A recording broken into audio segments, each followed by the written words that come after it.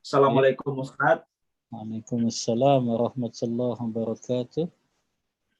Mohon Ustaz untuk menjelaskan apa sih makna dari halal bihalal dalam Islam itu dan apakah hanya sebuah tradisi atau bagaimana? Dan bagaimana nih Ustadz sikap yang paling tepat untuk kita, karena paling tidak ini adalah tahun kedua kita, tentunya teruntuk kami khususnya Ustadz, karena yang tidak bisa sungkeman atau tidak bisa bebas bertemu dengan orang tua kita yang ada di kampung halaman sana Ustadz. Jazakumullah khair Ustadz. Jazakumullah khairan, pertanyaan yang sangat bermanfaat ya. Barakallahu fikum. Ya, antum berarti belum bisa pulang ya dari Jepang. Betul Ustadz. Baik ya. Ya, berkenaan dengan makna halal bihalal ya. Wallahu ta'ala a'lam ya. Halal bihalal ini memang murni madain Indonesia ya. Jadi ini memang hasil kreativitas dari masyarakat Indonesia. Walaupun mungkin secara bahasa dilihatnya seperti tradisinya orang Arab gitu ya. Padahal tradisi halal bihalal ini nggak ada ya di masyarakat Timur Tengah sana, nggak ada ya. Karena halal bihalal itu juga nggak ada kalau dalam kamus bahasa Arab. Karena kalau diartikan halal bihalal itu artinya sama-sama menghalalkan gitu. Karena halal bihalal. Halal dengan halal berarti sama-sama menghalalkan ya. Tapi Anda pernah baca beberapa literatur ya yang menulis tentang sejarah dari halal bihalal ini ya. Itu memang ternyata dimulai dari tahun, kalau tidak salah tahun 75 ya.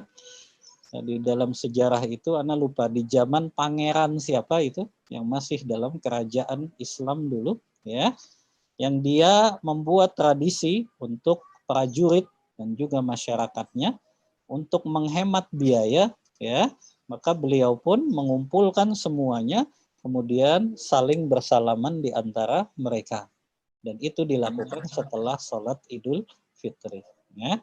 Ini yang Anda baca di antara literatur sejarah tentang halal bihalal ini. Dan ternyata memang maksud dari makna halal bihalal ini memang maksudnya itu saling menghalalkan di sini, maksudnya itu ternyata saling memaafkan gitu.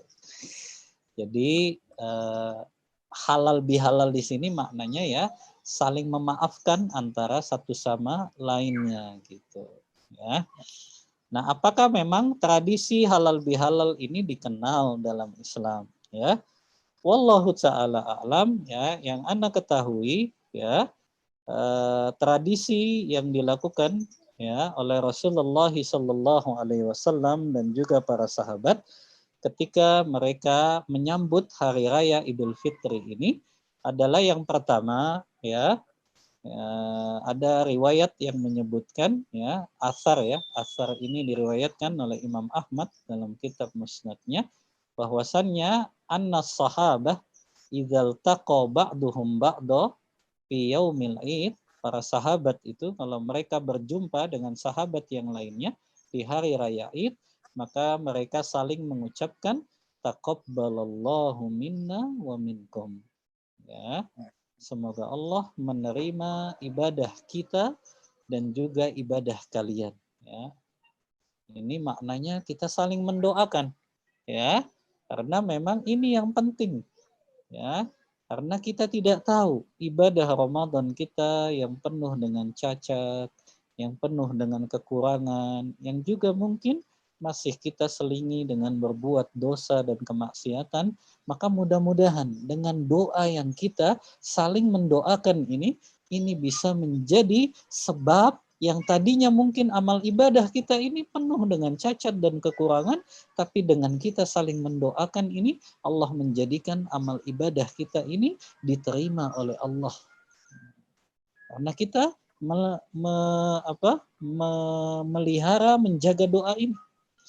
Taqabbalallahu minna wa minkum. Ini yang kita saling mendoakan. Ini yang kita syiarkan ketika kita berada di hari raya Idul Fitr. Ya. setiap ketemu dengan siapapun itu, ya.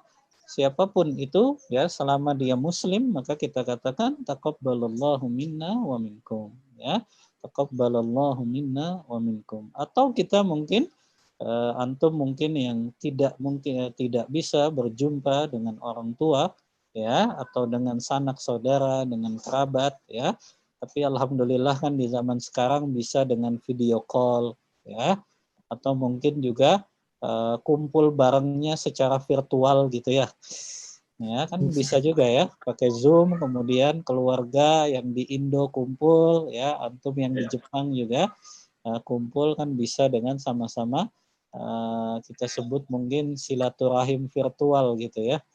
Nah, ini nggak masalah ya, karena keterbatasan kemampuan kita di tengah pandemi COVID-19 yang belum hilang sepenuhnya, maka karena ada uzur sehingga antum nggak bisa pulang menemui orang tua antum, insya Allah ini uzur yang syar'i, maka bisa tetap dengan melakukan tadi ya, telepon orang tua atau video call dengan orang tua, dan tetap ya saling mendoakan ya dengan orang tua.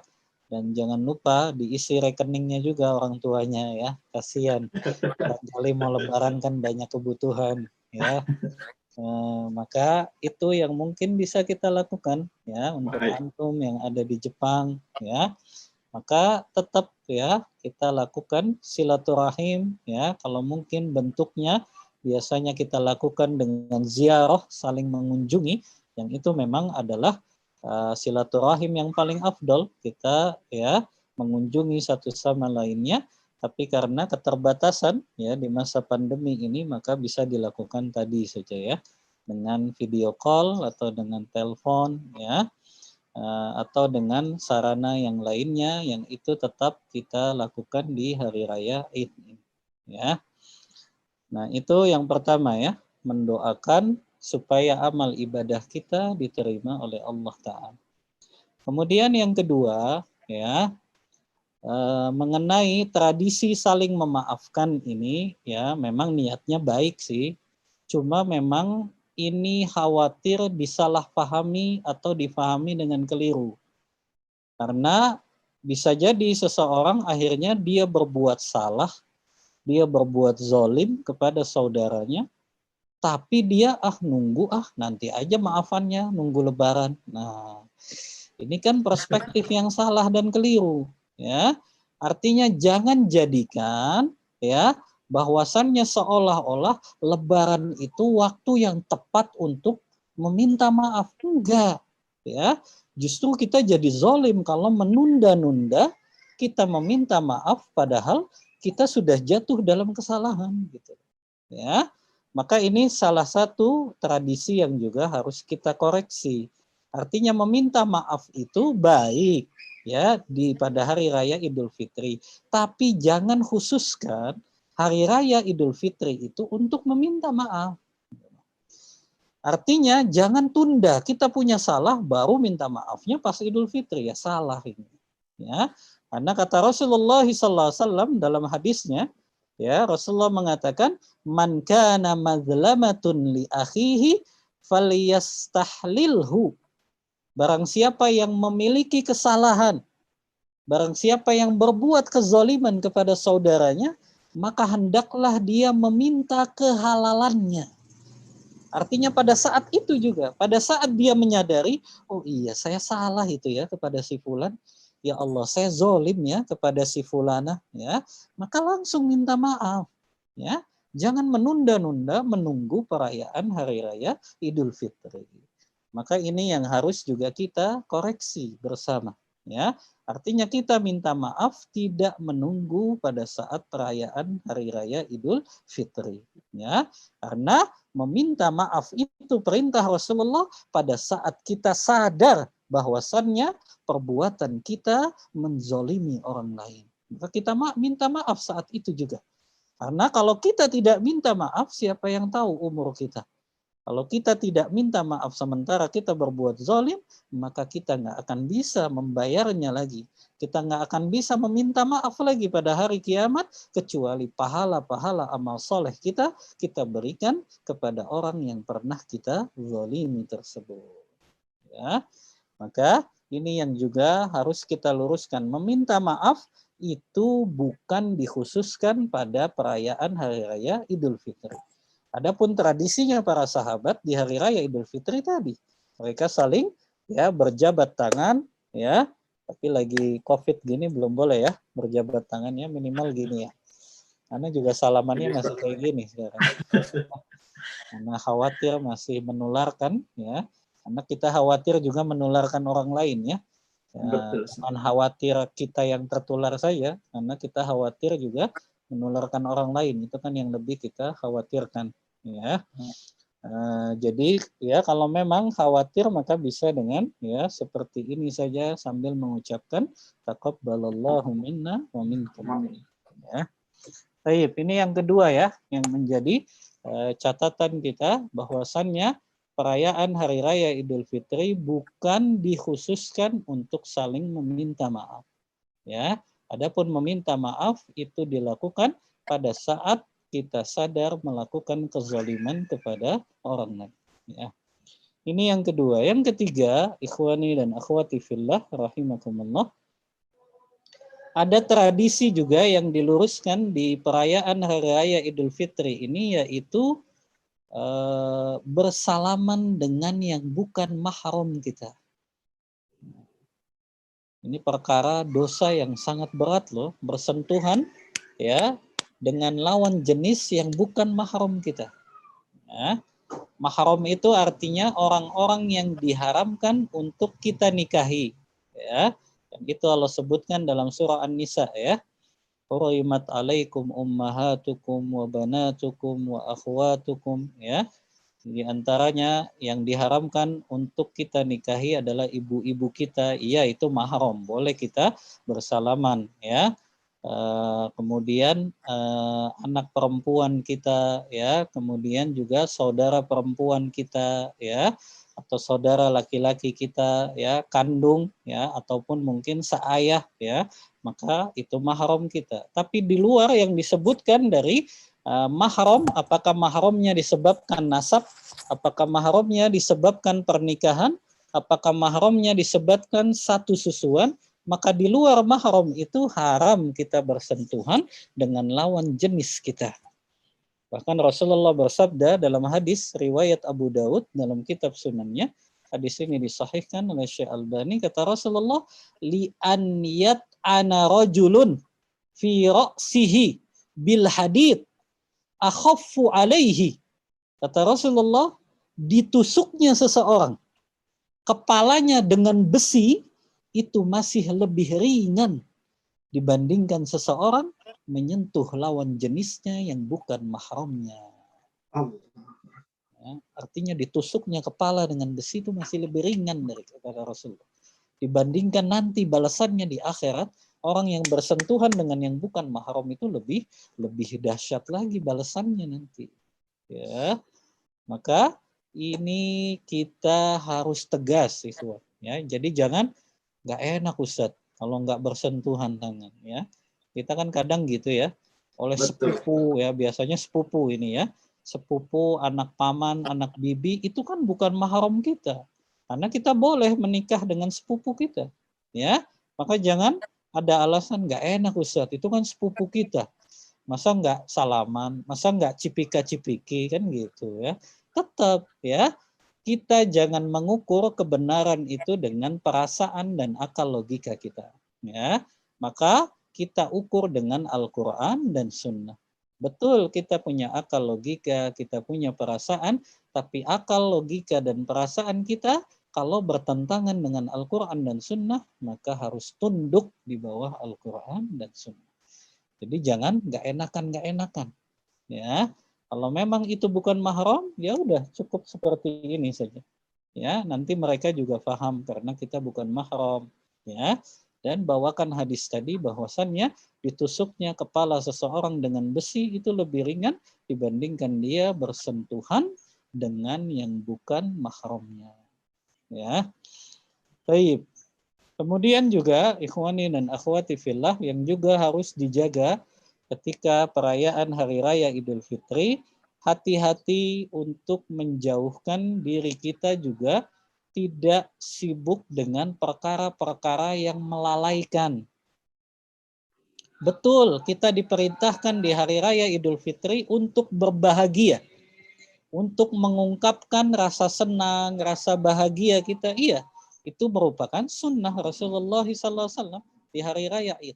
Tapi tetap kebahagiaan, kesenangan yang kita lakukan di Hari Raya Idul Fitri itu tetap berada di bawah koridor syariat ini. Berada di bawah aturan Al-Quran dan Sunnah.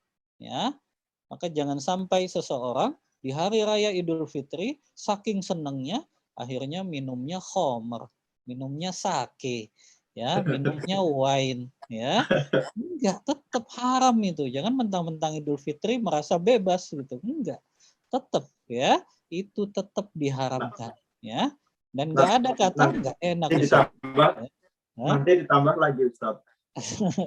Iya, tadi Ustaz, maaf menyela sebentar Ustaz. Minum sake nanti ditambah lagi minum sakenya dengan bismillah Ustaz. Iya, ya minum sake atau makan daging-daging tadi ya, makannya makan ini burger daging babi ada di Jepang. Iya, intinya tetap kita betul ya disunnahkan untuk melampiaskan untuk mengekspresikan kebahagiaan kita, kesenangan kita pada hari raya Id, tapi tetap ya di bawah koridor-koridor yang ditetapkan oleh agama ini. Ya. Kemudian juga jangan kita malah ya saking senangnya kumpul ya, makan-makan, minum-minum, akhirnya kita lupa makanan itu mubazir, terbuang-buang. Ya. Maka hati-hati ini ya, karena ingat Allah mengatakan innal mubadzirina kanu ikhwanasyayatin. Sesungguhnya perbuatan mubazir itu adalah temannya syaitan. Nah, ini yang kita banyak alfa dan lupa ya, ketika makanan itu sudah begitu semarak, minuman juga sudah begitu banyak, akhirnya kita lupa, kita buang ya, minum airnya hanya setengah-setengah saja. Ya, hati-hati kalau minum aqua ya. Kalau antum minum ya setengah, udah bawa pulang, minum lagi nanti ketika di rumah. Jangan disisakan karena nggak mungkin ada kan yang mau minum setelah antum minum ya, apalagi sedang pandemi COVID gini ya. Jadi nggak usah antum sisakan. Kalau antum lagi berkunjung kemana, sudah habiskan di situ, atau kalau ada sisa antum bawa saja. Karena nanti daripada dibuang mubazir. Ya. Maka ingat selalu fakir miskin, ya, anak-anak yatim, kaum duafa, ya, yang mereka hidupnya dalam keadaan sulit, ya, yang mereka hidupnya mungkin bahkan mereka mengais-ngais makanan dari tempat sampah, gitu ya. Maka ingat kepada fakir miskin kita, ingat kepada anak-anak yatim, ya. Kalau memang kita punya kelapangan rezeki, bagi untuk mereka agar mereka juga bisa ikut bahagia di hari raya Idul Fitri. Ya, maka ingat kalau kita ingin memubazirkan makanan dan minuman, oh iya ya, ada fakir miskin yang mereka ternyata untuk makan aja susah. Mungkin makannya satu hari satu kali. Bahkan mungkin satu hari mereka nggak makan, besok baru makan. Ya, itu yang harusnya kita ingat selalu kepada orang-orang yang di bawah kita, yang mereka mungkin nggak punya makanan pada hari itu. Yang mereka juga mungkin punyanya hanya air putih saja pada saat Idul Fitri. Ya, maka kita ingat sehingga kita nggak akan berbuat mubazir di hari raya Idul Fitri tersebut. Ya, kemudian juga jangan lupa untuk tetap menjaga sholat kita tepat waktu. Ya, jangan sedang ngumpul ya di hari raya Idul Fitri, ngobrol sana sini, azan akhirnya sudah ya diabaikan itu muazzinnya, ya. Akhirnya yang sholat muazzin sama imamnya saja. Ya. Maka tetap perhatikan kalau sudah azan, ya udah ajak aja yuk kita sholat berjamaah, kan itu lebih baik. Ya. Di antara amalan yang mendatangkan pahala besar kan kita menjadi sebab seseorang melakukan kebaikan kan gitu ya. Kita menjadi sebab seseorang mendapatkan hidayah ya. Kita ajak orang melakukan kebaikan itu kan kita dapat pahalanya ya. Maka kalau lagi kumpul rame-rame azan berkumandang maka yuk kita sholat dulu berjamaah ya. Maka itu saling mengingatkan di antara kita agar kita tidak lalai ya. Betul kita mengekspresikan kesenangan, kebahagiaan kita, tapi tetap kita tidak keluar dari perintah-perintah Allah dan Rasulullah dan juga kita tidak menabrak larangan-larangan Allah dan Rasulnya. Ya. Dan juga Ana ingatkan juga hati-hati untuk tidak memperbanyak kholwat ya, laki-laki dan perempuan ya, dijaga jaraknya ya, apalagi jangan laki-laki yang bukan mahram walaupun mungkin antum sudah dekat ya antar sahabat tapi ditinggalin satunya sahabat laki satunya sahabat perempuan akhirnya ngobrol berduaan, bahaya itu ya, karena tidaklah laki-laki dan perempuan berduaan saja di satu tempat kecuali syaitanlah yang ketiganya ya.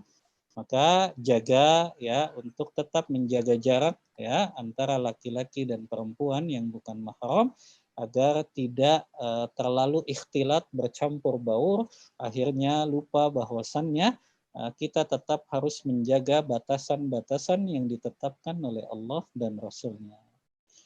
Wallahu taala a'lam bishawab.